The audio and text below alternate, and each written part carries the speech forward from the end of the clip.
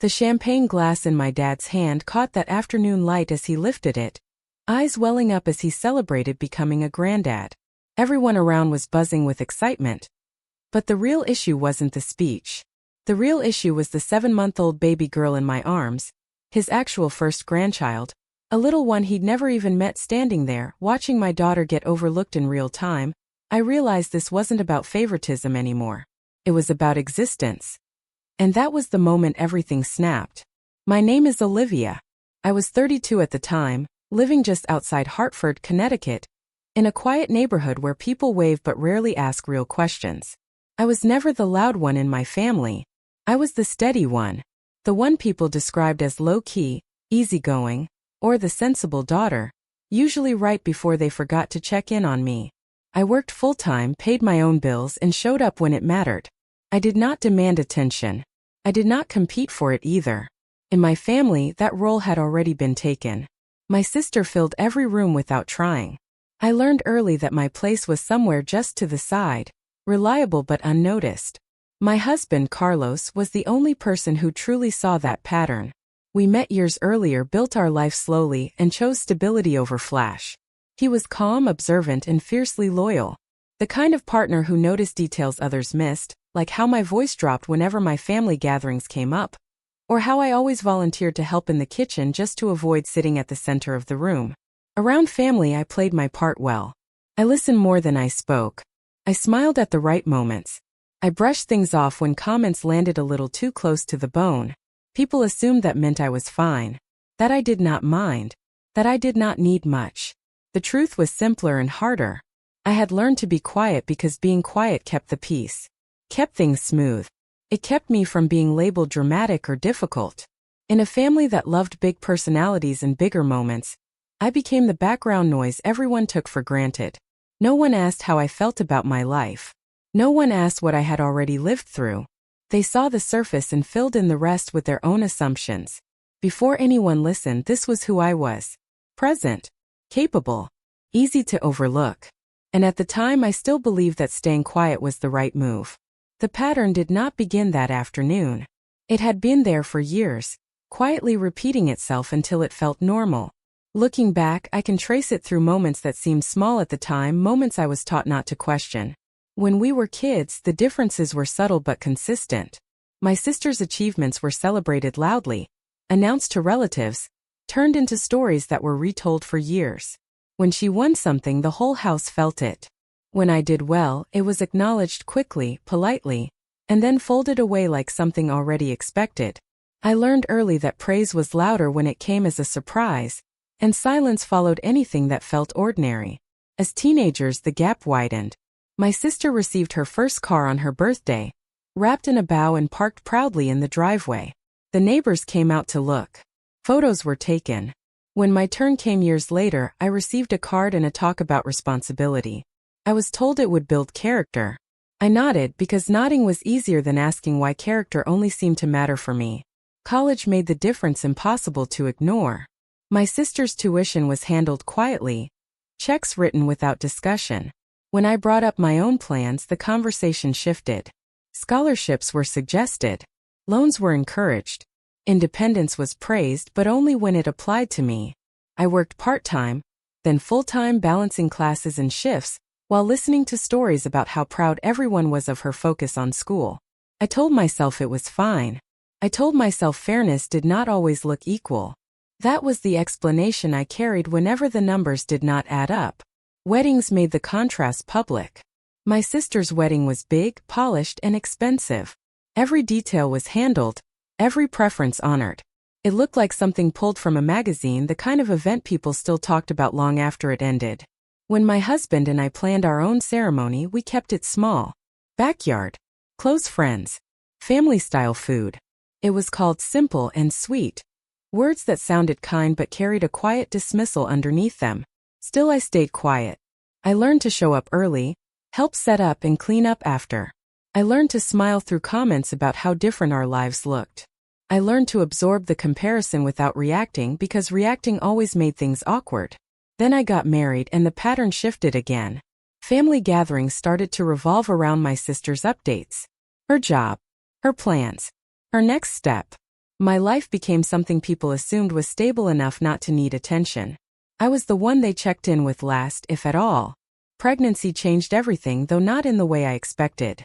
When I found out I was pregnant, I hesitated before telling anyone. Part of me already sensed how this would go. Still, I hoped this might be different. A baby felt like something that could not be overlooked. Something too real to ignore. I shared the news carefully, quietly. The reactions were warm but brief. Smiles. Congratulations. Then the conversation moved on. When my sister announced her pregnancy months later, the energy in the room shifted completely. Phones came out. Plans started forming immediately. Names were discussed. Nursery ideas filled group chats. Suddenly, everyone was invested. My pregnancy passed in the background. Appointments.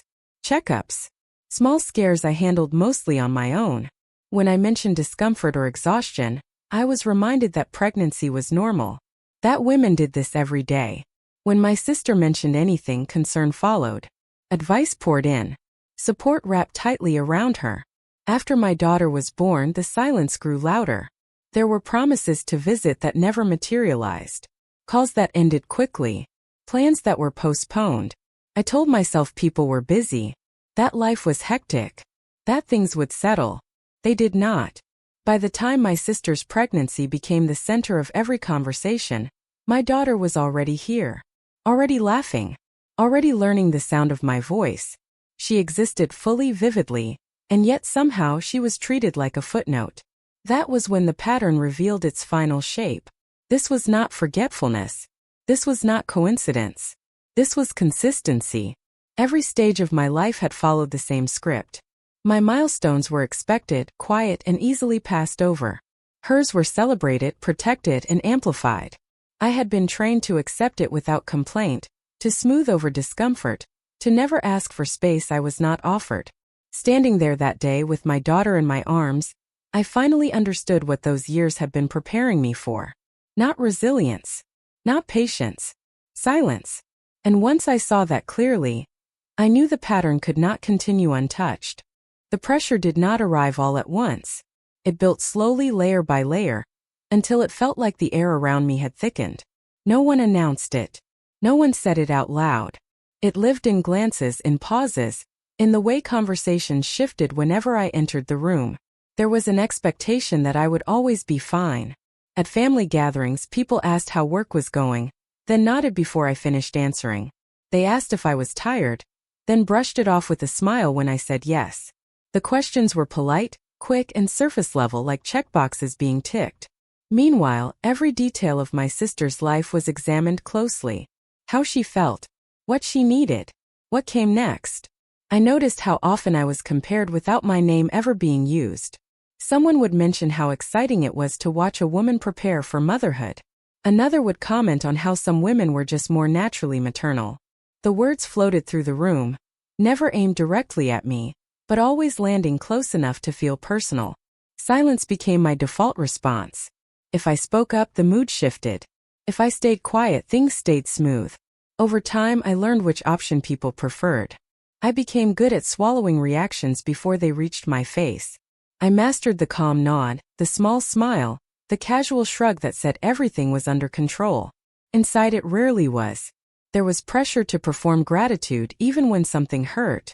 Pressure to appear understanding, even when the imbalance was obvious. Pressure to prove that I was not bitter, not jealous, not lacking. I carried that weight carefully, because dropping it would have made others uncomfortable. The comparisons became sharper as time passed. People talked openly about timelines, about age, about how life should unfold by a certain point. They spoke as if there was one clear path, and anyone not visibly moving along it was falling behind. I listened to conversations about biological clocks, about urgency, about how lucky my sister was to be doing things the right way. No one asked me what my way looked like. When motherhood came up, it was always framed as something waiting for me in the future. Someday. Eventually. When the time was right. Those words followed me everywhere, turning into quiet assumptions about what I had not done yet, what I had not achieved yet, what I was still missing. I felt the pressure most in moments meant to be joyful. Baby showers. Family dinners. Casual brunches that turned into long discussions about plans and dreams that did not include me. I sat there, listening, contributing when appropriate, all while carrying a reality no one seemed interested in seeing. The hardest part was how natural it all felt to everyone else. No one was trying to be cruel. That made it heavier. The expectations were wrapped in smiles and concern, in advice offered without being asked. They assumed silence meant agreement. They assumed my calm meant comfort. It did not. Silence was survival. Silence was how I avoided being labeled difficult. Silence was how I stayed connected in a family that rewarded those who fit neatly into its expectations. The emotional weight of it settled into my body. Tight shoulders. Short breaths. A constant awareness of my tone, my timing, my reactions. I measured every word before speaking, always calculating whether it was worth the effort. And still the comparisons continued. I was expected to wait, to be patient, to understand, to cheer loudly for milestones that made my own invisible. I was expected to make space for everyone else's joy, even when my own life was quietly being minimized. By the time my mother asked that question, the one that stopped the room, the pressure had already done its work. I was carrying years of unspoken expectations, years of practiced silence, years of being told without words to stay in my place. That question did not create the tension. It exposed it. The moment arrived without warning, tucked inside what was supposed to be an ordinary celebration. Laughter floated through the room.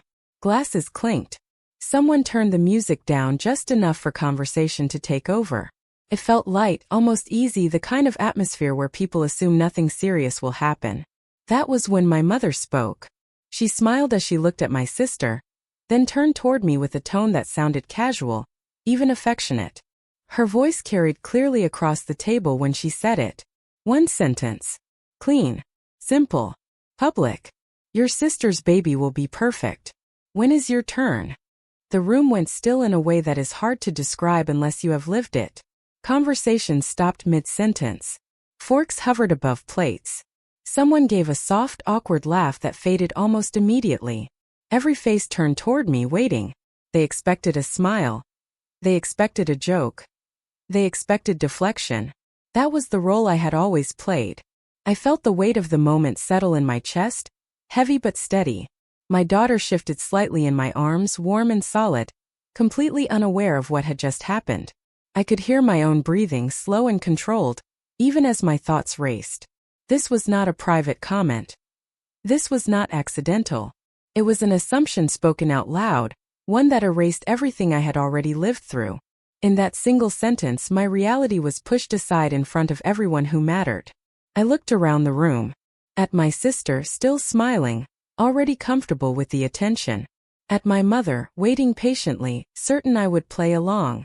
At relatives who avoided eye contact, suddenly very interested in their drinks. No one interrupted and no one corrected her. The silence stretched, thick and uncomfortable. For once I did not rush to fill it. When I finally spoke, my voice surprised even me. It was calm, even, clear enough to cut through the tension without raising a single eyebrow. It already happened. The words landed softly, but they hit hard. My mother blinked, confused. A few people frowned, trying to process what I had just said. Someone shifted in their chair. My sister's smile faltered for half a second, just long enough for me to notice. I did not rush to explain. I did not soften it. I simply adjusted my hold on my daughter and stayed exactly where I was. She is right here, I added quietly. The room stayed silent, but the energy changed completely. This was no longer light, no longer easy. Something real had entered the space, something no one had prepared for. My mother opened her mouth, then closed it again. The question she had asked so casually now hung in the air, stripped of its innocence. People glanced between me and the baby in my arms, their expressions shifting from confusion to discomfort. I could feel it then. The shift. The crack in the story they had been telling themselves. I did not raise my voice. I did not accuse anyone. I did not list everything that had been ignored. I simply stood there, grounded, letting the truth sit where it belonged. For the first time, I was not managing their feelings. For the first time, I was not smoothing things over. That single sentence did what years of silence never could. It stopped the moment cold and forced everyone to see what had been right in front of them all along. Nothing exploded and no one shouted. But the balance changed. And once that happened, there was no going back to how things were before. The shift did not happen loudly. It happened sideways, the way manipulation often does. Almost immediately after I spoke, the narrative began to bend, quietly at first, then with more confidence as my sister realized the room was no longer fully on her side. She laughed softly, the kind of laugh meant to smooth things over. It sounded casual, almost kind. She tilted her head and said something about misunderstandings, about people being emotional during celebrations. Her tone suggested concern, but her eyes stayed sharp, alert, already working ahead. My mother followed quickly. She frowned, then sighed, as if burdened by something difficult. She said she had no idea what I meant, that if I had told her something before, she must have forgotten. The implication was clear without being spoken. If something was missing, it was because I had failed to communicate properly. Gaslighting rarely arrives as an accusation. It arrives as confusion. People began to shift uncomfortably. A few nodded along, relieved to have an explanation that did not require accountability. My sister stepped closer to my mother, placing a hand on her arm, a subtle move that made her look protective instead of defensive. Then came the victim angle. My sister spoke about how stressful pregnancy had been, how emotional everything felt, how hard it was to balance expectations. She said she never meant to hurt anyone, that she had been trying her best. Her voice softened, almost shaky, carefully calibrated to invite sympathy. The room leaned toward her.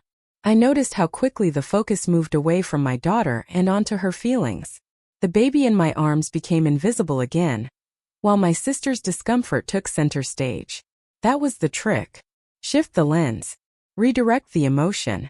If people felt bad for her, they would not look too closely at what she had done. My mother added to it without realizing it. She spoke about how families misunderstand each other, how intentions matter more than outcomes, how no one should ruin a happy day over hurt feelings. The message was clear. The problem was not the behavior. The problem was my reaction. I was suddenly positioned as the difficult one.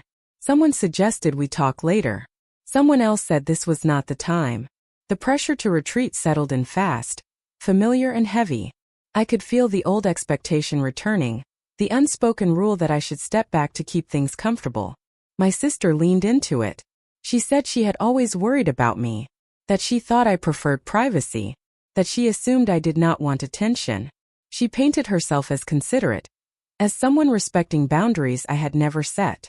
It was a neat story, one she had clearly rehearsed. The details did not matter as much as the tone. Calm, reasonable, concerned. She sounded believable because she always did. That was her real skill. She did not deny my reality directly. She reframed it. She suggested alternate meanings. She spoke just enough truth to anchor the lie. Anyone listening casually would have walked away thinking this was a misunderstanding, nothing more. I watched it happen with a strange sense of clarity. This was how the story had always been managed. When something did not add up, the explanation was smoothed out before anyone could examine it.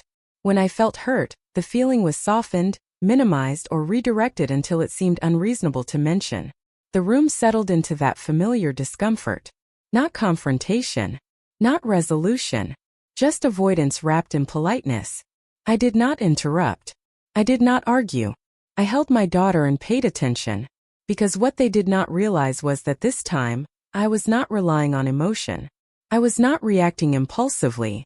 I was watching the pattern repeat itself in real time, and for the first time I was not stepping back.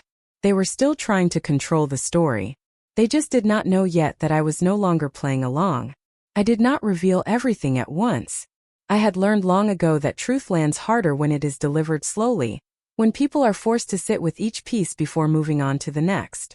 This was not about drama. This was about clarity. The first receipt was simple. I asked my mother if she remembered the hospital call. The day I gave birth. I kept my voice steady, almost gentle, as if I were genuinely asking instead of already knowing the answer. She hesitated, then said she did not recall getting one. She looked embarrassed, not guilty, which told me something important. I nodded and said that was understandable. People forget things. Then I mentioned the text messages. The ones sent from my phone, the ones that had never been answered. I did not accuse anyone. I simply stated facts. Dates. Times. Short messages asking if she wanted to come by. If she wanted pictures.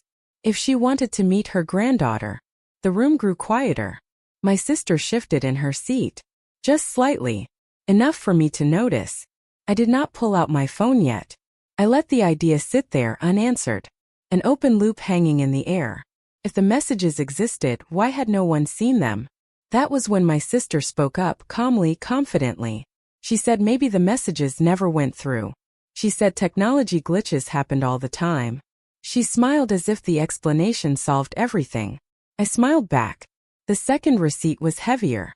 I asked about the invitations. The ones sent for the small gathering we had at home after the baby arrived. The ones I had personally handed to my sister to pass along because she said she wanted to help. My voice did not waver when I said this. I remembered that moment clearly. Her reassuring smile. Her promise to handle it. My sister laughed lightly, shaking her head. She said she never received anything. That I must be mistaken. That pregnancy fog did strange things to memory. A few people nodded. It sounded reasonable. That was when I took out my phone. I did not rush. I unlocked it calmly and scrolled until I found what I needed. A photo. Taken weeks earlier. The invitation laid out neatly on my kitchen counter. Addressed and stamped. Another photo followed. The stack of extras printed and ready.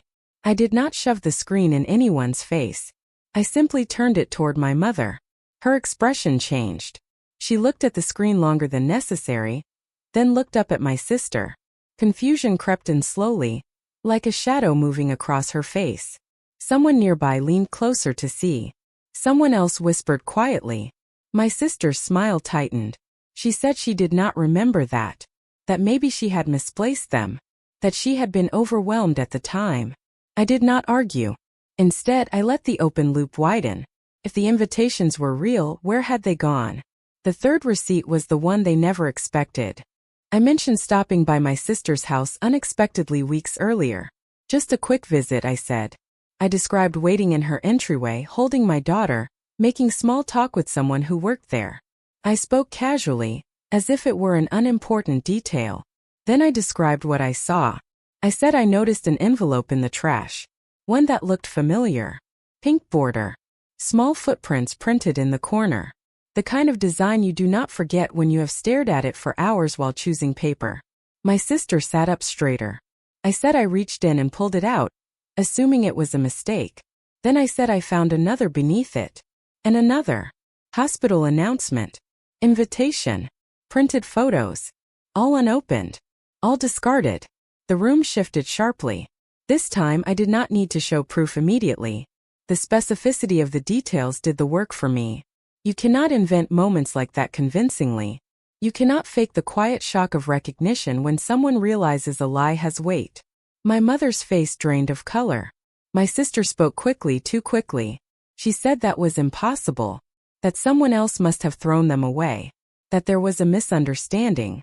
She said I was exaggerating, that emotions were running high. I reached into my bag and pulled out my phone again. This time I showed the photos. The trash bin. The envelopes. The dates stamped clearly in the corner. No one spoke. The silence was no longer polite.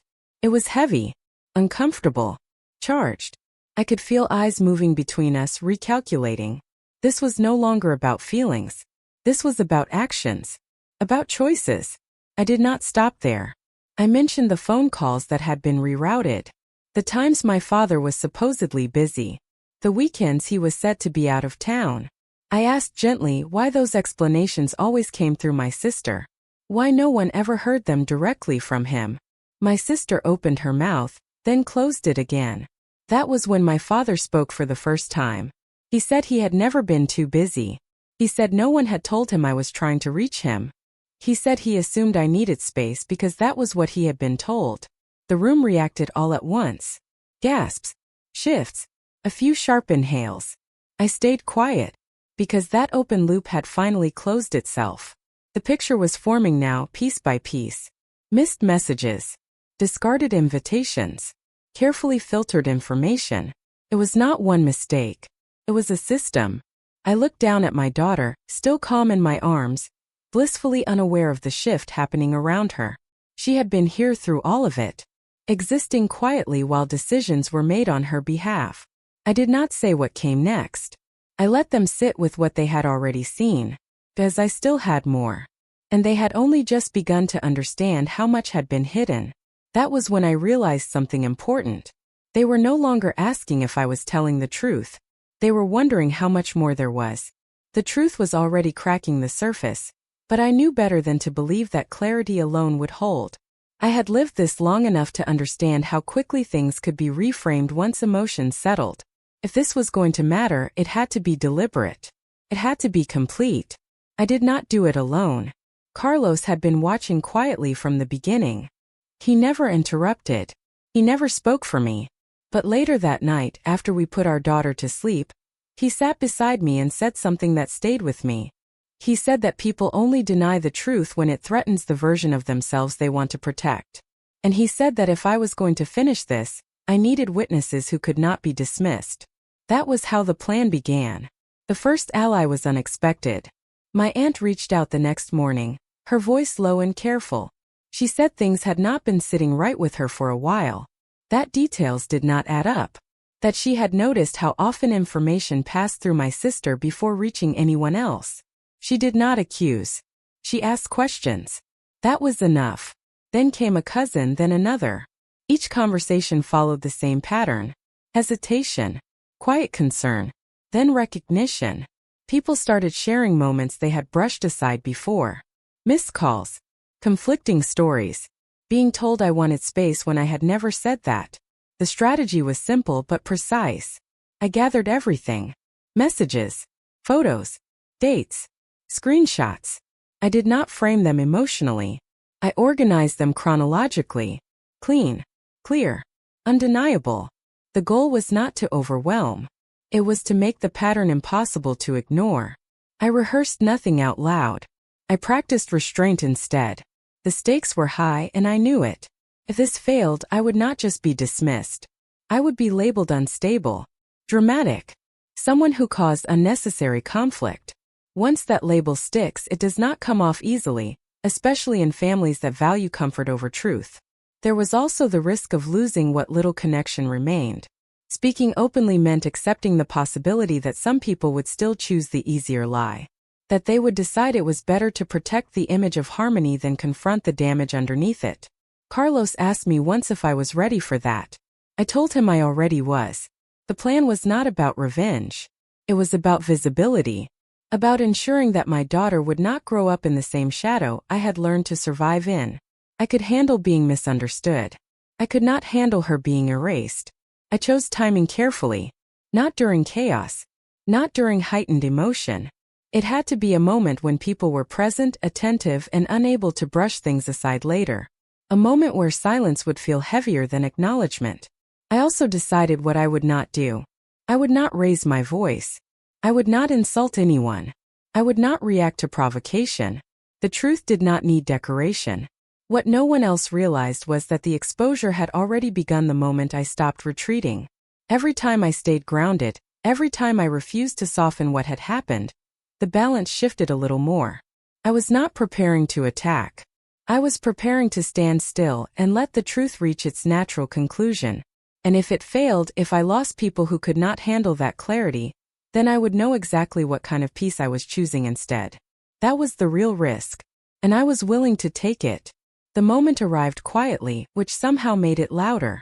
The room was full again. Not just with family this time, but with people who mattered enough to make denial uncomfortable. Chairs were pulled closer. Phones rested face down on tables. Conversations slowed, as if everyone sensed something was about to shift. I did not announce what I was about to do. I stood up slowly, my daughter balanced on my hip, and looked around the room until the murmurs faded. My hands were steady. My voice was steady. That alone caught attention. I had never been the one to claim space like this before. I want to clear something up, I said. Not loudly. Not sharply. Just clearly enough to be heard. No one interrupted. I started with dates. Not feelings. Dates are hard to argue with. I named the day my daughter was born, the day messages were sent, the day invitations were printed. I spoke the way someone does when they know their facts are solid, when there is no need to embellish. I asked my father to confirm something simple. Had he known about the hospital visit? Had he been invited to come see his granddaughter? He hesitated, then shook his head. He said he thought I wanted privacy. He said he was told I needed space. A few people exchanged looks. I turned to my sister then. Not accusing. Not angry. Just waiting.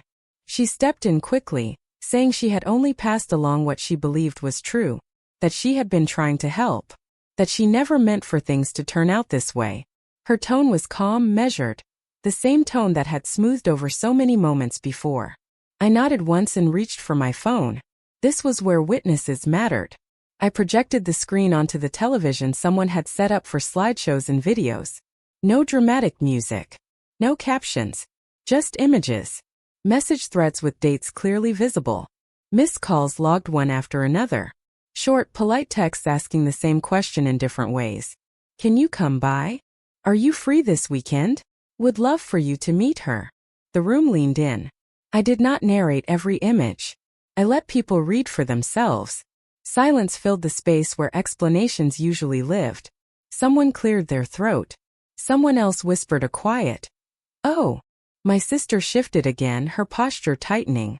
She said messages could be deleted. That context was missing. That screenshots did not show the full picture. I switched to the next file. Photos of the invitations. The design. The envelopes. The dates printed in the corner. Then the photo of the trash bin. Clear. Undeniable. No filters. No edits. This time the reaction was immediate. My mother covered her mouth. An aunt whispered my sister's name, sharp and confused. Someone behind me muttered that this was not a good look. The room buzzed, low and tense. My sister laughed, but the sound did not land. She said she did not remember throwing anything away. That someone else in the house must have done it. That this was being blown out of proportion. I did not respond. Instead, I invited someone else to speak. My aunt stood up. She said she remembered being told I was overwhelmed. That I had asked not to be contacted. She said she had respected that, even though it felt strange. She said she now realized that information had only ever come from one place. A cousin followed. He said he had tried calling me months earlier and was told I was not up for visitors. That I was going through something. That he should give me time. Another voice joined in. Then another. Each story overlapped just enough to form a pattern. Not identical but consistent. Always filtered. Always softened. Always redirected away from me. The lies did not collapse all at once. They folded in on themselves, one corner at a time. My father spoke again, his voice heavier now. He said he had trusted what he was told. That he had never been shown messages. That he had assumed distance meant choice. My sister tried to regain control. She said she had been protecting everyone. That she thought it was better this way. That she was under pressure, overwhelmed, doing her best. The victim narrative surfaced again, but it no longer held. Someone asked a simple question. Why had none of this been said directly to me?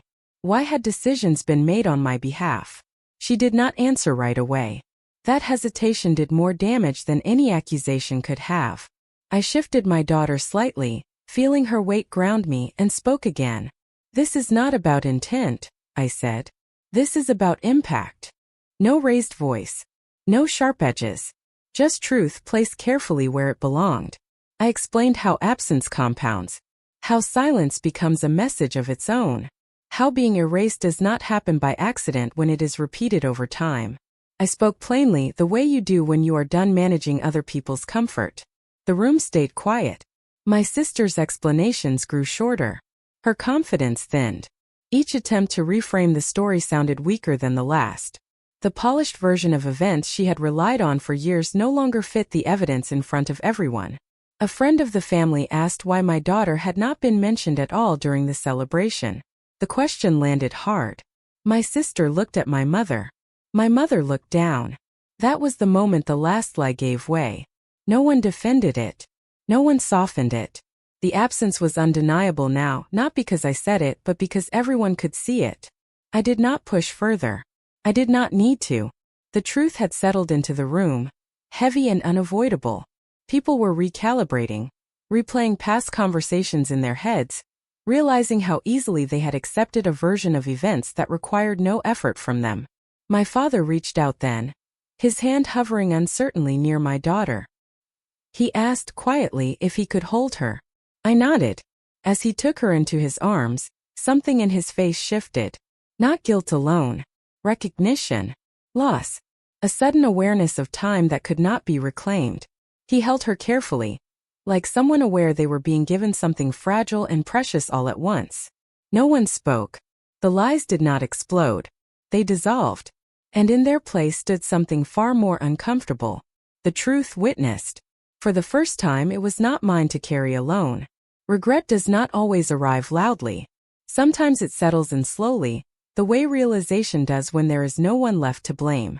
I saw it in my father's face long before he said a word.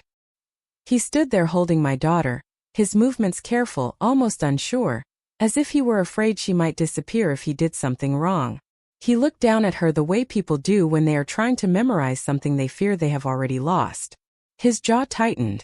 His eyes filled, then emptied, then filled again.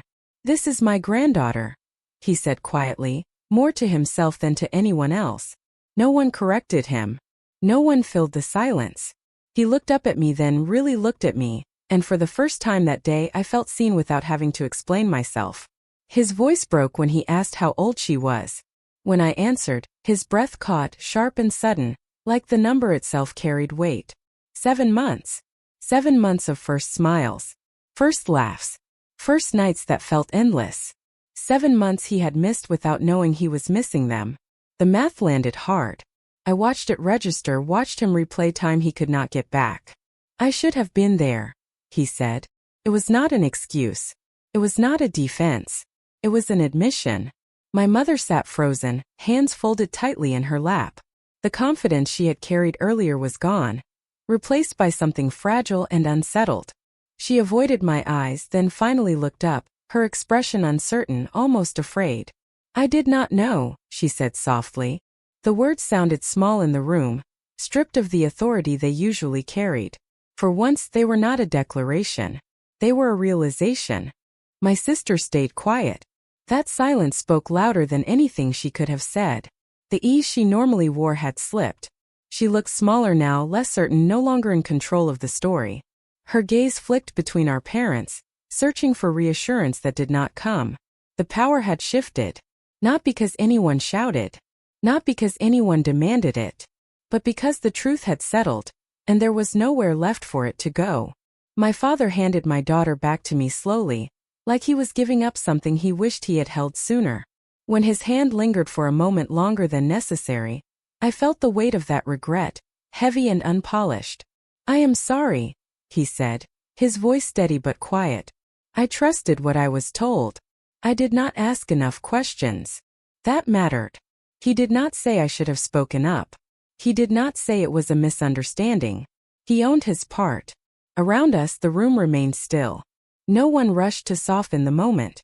No one tried to move things along.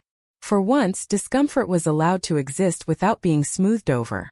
I felt something inside me loosen. Not satisfaction. Not triumph. Relief. I had not come here to win.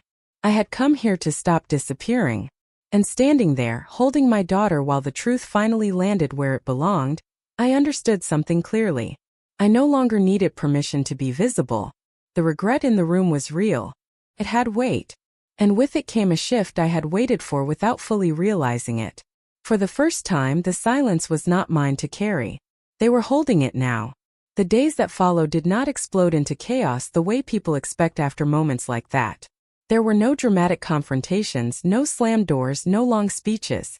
What changed instead was quieter, deeper, and impossible to undo. The consequences unfolded naturally. My sister stopped calling first.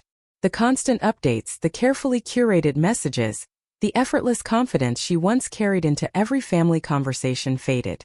When she did speak, her words were shorter, more cautious. The ease she had relied on was gone, replaced by a careful awareness that people were listening differently now. Relatives who once took her version of events at face value began reaching out to me directly. Simple messages. Questions that had never been asked before. Invitations sent to my phone instead of filtered through someone else. It was subtle, but it mattered. Trust, once cracked, does not shatter loudly. It shifts. My parents changed too. My father started showing up without being prompted. Short visits at first. Awkward pauses. Questions he had clearly rehearsed in his head.